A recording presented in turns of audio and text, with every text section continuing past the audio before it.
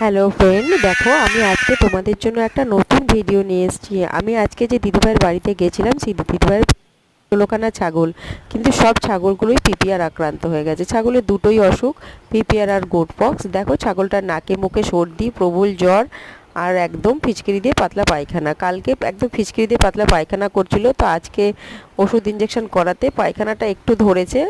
এই দিদিভাইয়ের সব ছাগলগুলোই পিপিআর আক্রান্ত হয়ে গেছে। তো আমি আজকে নিয়ে দ্বিতীয় দিন এই দিদিভাইয়ের বাড়ি আসছি। আমি সব ছাগলগুলো টেম্পারেচার মেপেছি এবং যার যা প্রয়োজন জ্বরের অ্যান্টিবায়োটিক মতন চিকিৎসা করা হচ্ছে, কিন্তু ভাইরাসের রোগ কি হবে জানি না। তো আমরা প্রয়োজন মতন 3 দিন 5 দিন 7 দিন যেমন অ্যান্টিবায়োটিকের প্রয়োজন হবে আমরা করব। তা তোমরা যারা ছাগল পোষো সবাই সাবধান, সময় মতন ভ্যাকসিন করিয়ে নেবে ভাইরাসের রোগগুলোর।